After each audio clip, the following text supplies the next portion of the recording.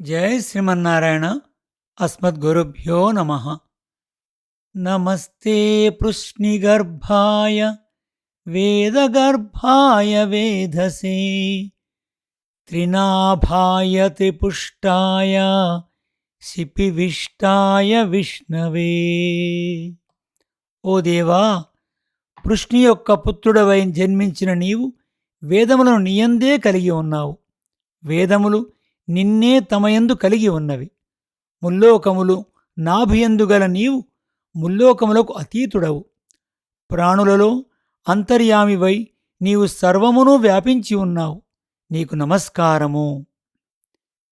8th Canto, 17th Chapter, 26th Prayer. మహోద్బంధులారా, Srimad Bhagavata తత్వదీపిక 4th స్కందం 35వ పాడ్కాస్ట్లో స్వాగతం. ఇంతవరకు విదుర మైత్రేయ సంవాదంలో భాగంగా పురంజనోపాఖ్యానం మనం అనుభవిస్తున్నాం. కథాభాగంలో పురంజనుడు ఒక స్త్రీ శరీరంతో జన్మిస్తాడు.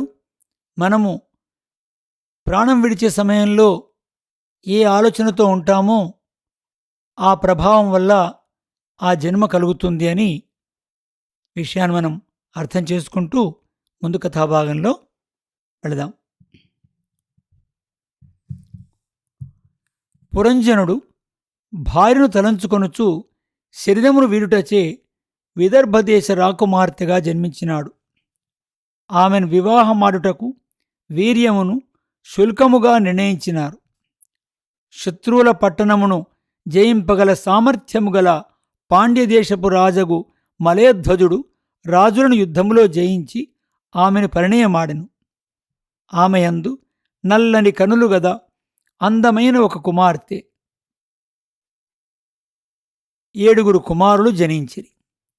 వారు 7 ద్రవిడ దేశమును పాలించిన రాజులు. వారిలో ఒక్కొక్కరికి 10,000 సంతానము కలగగా ఆ వంశము వారే మన్వంతరమంతయు రాజ్యమును పాలించిరి. కుమార్తె అగు అసితేక్షణను ఇద్మవాహనుని కుమారుడగు అగస్త్యుడు వివాహమాడెను. ఆమెయందు దృఢవ్రతుడను కుమారుడు కలిగెను. మలయధ్వజుడు తన రాజ్యమును కుమారులకు అప్పజెప్పి శ్రీకృష్ణుని ఆరాధించవలనే కోరికతో మలయ పర్వతమున కేగెను. అచట తామ్రపర్ణి నది ప్రవహించుచున్నది. ఆ దంపతులు ఇద్దరూ ఆ నదిలో స్నానము చేసి బాహ్యాంతర మలములను తొలగించుకొని పరిశుద్ధులైరి. దుంపలు, వేళ్ళు, పండ్లు, పువ్వులు, ఆకులు, తృణములు, జలములు మొదలగుననేవీ లభించిన వానితో శరీరమును నిలుపుకొనుచు కృషించుచుండిరి. చలికి, వేడికి, వర్షమునకు, ఆకలికి, దప్పికకు, సుఖమునకు, దుఃఖమునకు బాధపడకుండా సమముగా భావించుచుండిరి. వారు తపస్సు చేతను జ్ఞానము చేతను మనసు కంటిన పుణ్యపాపకర్మలచే ఏర్పడిన మాలిన్యమును తొలగించుకొని ఇంద్రియములను నియమముచే జయించిరి. ప్రాణమును అంతఃకరణమును వశపరుచుకొనిది. తమ ఆత్మను పరమాత్మతో చేర్చి ఉంచిరి. 100 సంవత్సరములు ఏ ప్రదేశమునందునూ కదలక ఉండి భగవానుడకు వాసుదేవుని యందు ధ్యానము నిలిపి ఉండిరి. అతనికి వాసుదేవుడే తప్ప వేరొకటి ఏదియూ ఎరుంగ రాకుండెను. శరీర స్ఫురణయే లేకుండెను.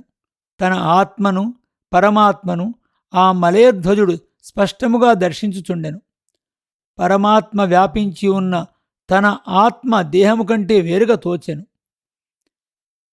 ఈ దేహము అనిత్యమని గుర్తించి పరమాత్మానుసంధానమునందే నిలిచి ఉండెను. అతనికి భగవానుడే గురువుగా వచ్చి ఆత్మ పరమాత్మ స్వరూపమును తెలియపరిచెను. జ్ఞానదీపమును ప్రకాశింపచేసెను. తన ధ్యానములో పరమాత్మను దర్శించుచు పరమాత్మయందు తనను దర్శించుచు అతడు శరీరమును వీడినంత వరకు ఉండెను. వైదర్భి కూడా మలయధ్వజునకు సేవ చేయుచు అనుసరించి ఉండెను. ఆమె నారవస్త్రమును ధరించెను. ఆహారము తీసుకొనక కృషించెను. కేశములు జడలుగా ఏర్పడెను. భర్త సమీపములో పొగ లేకుండా ప్రజ్వలించు జ్వాల వలె ప్రకాశించుచుండెను. భర్త ప్రాణములు పోయెను.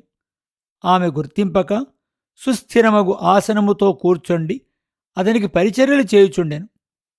కొంతసేపు అట్లుండగా పతి పాదములయందు వెచ్చదనము కనపడక చల్లనాయెను. ఆమె భర్త ప్రాణములు పోయినని గుర్తించి శోకించుచూ ఏడ్చుండెను.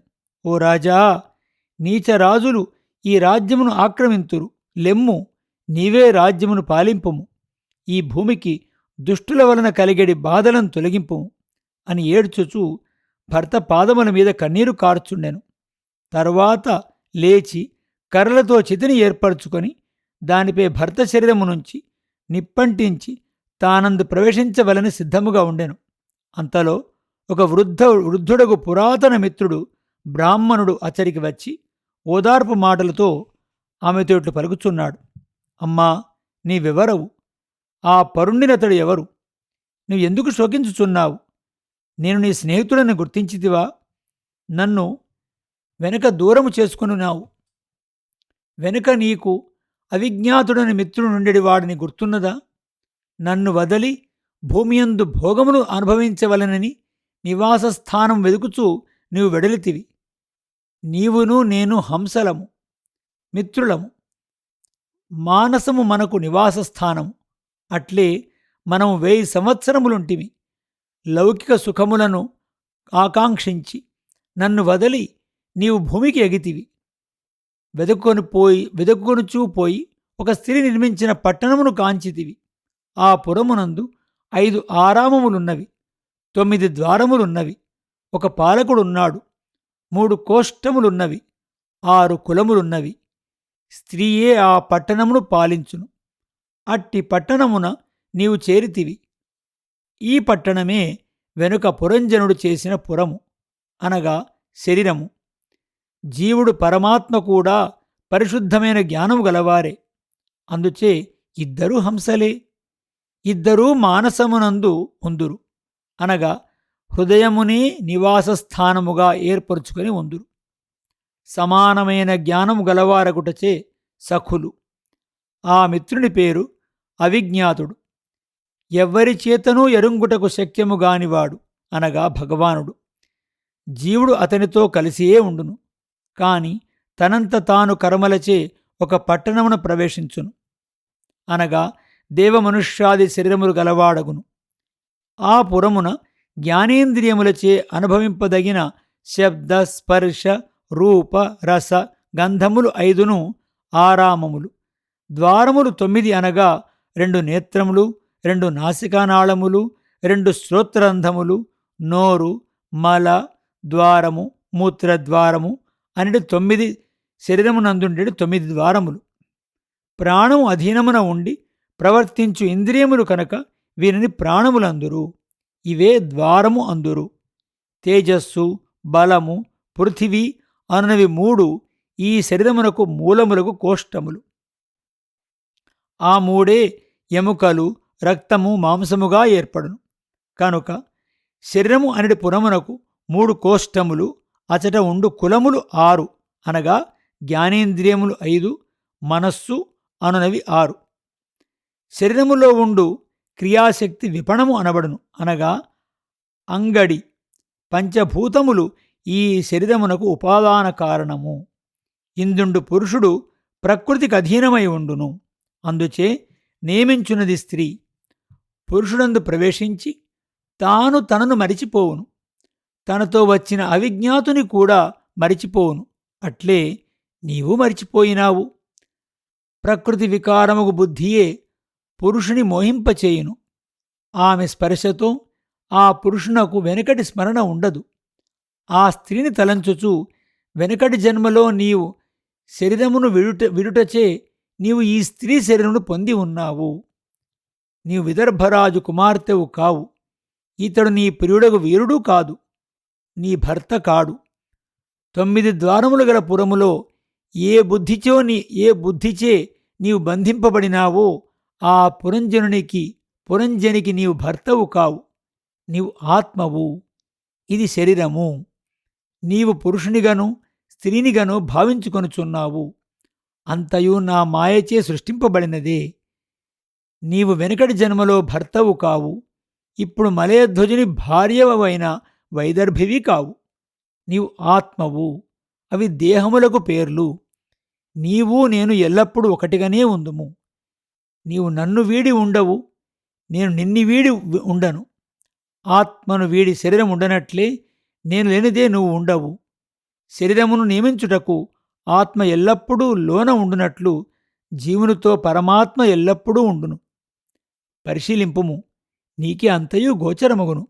ఒక పురుషుడు పెద్ద అద్దములో చూచుకొనును.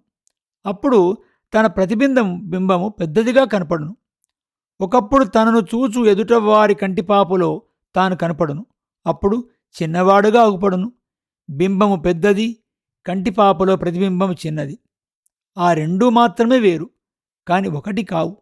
అట్లే పరమాత్ముడు, జీవుడు జ్ఞానమునడి ఆకారముచే ఒకే స్వభావము కలవారలై ఉందురు. కాని బింబము పరమాత్మ, ప్రతిబింబము జీవుడు. వీరిద్దరును విడువక కలిసి ఉండువారు. జీవులలో భేదము ప్రతిబింబములో భేదం వలె సత్యమే. జీవుడు పరమాత్మ ఎల్లప్పుడూ కలిసి ఉండుట చేత మిత్రులు అనబడుదురు. అంతేగాని వారిద్దరు ఒకటి కారు. బింబము ప్రతిబింబము వేరే, కాని బింబము లేనిదే ప్రతిబింబముండదు. ప్రతిబింబం ఉండుటకు బింబము ఉండి తీరవలెను. ఇదియే జీవ పరమాత్మలకు గల సంబంధము. దీన్ని గుర్తింపుము. అవిజ్ఞాతుడు అని పేరుగల నేనును ఒకనాడు పురంజనుడుగా, ఒకనాడు వైదర్భిగా ఉన్న నీవును ఎప్పుడూ కలిసి ఉండు మిత్రులమే. నన్ను వదలి ఆ స్త్రీయందు వ్యామోహం కలుగుటచే నా స్వరూపము నీ స్వరూపము నీకు తెలియదు అని భగవానుడు వచ్చి ఉపదేశింపగా వైదర్భి శోకము పోయి మరల తన స్వరూపమును పరమాత్మను ఎరింగినదాయెను. ఇది ఆత్మ పరమాత్మల కథ. ఇది ఆధ్యాత్మ కథ. దీనిని నీకు పరోక్షముగా తెలియజేసి తిని ఇట్లు చెప్పుట నీ మనసును దృఢముగా అంటవలనని అని నారదుడు ప్రాచీన బర్హికి కథారూపకంగా ఆధ్యాత్మోపదేశం చేసెను. ఇది నారదుడు ప్రాచీన బర్హికి చేసినటువంటి ఉపదేశాన్ని మనం విన్నాము. దీని తర్వాత భాగాన్ని మళ్ళీ మనం విందాం. జై శ్రీమన్నారాయణ. అస్మద్గురుభ్యో నమః.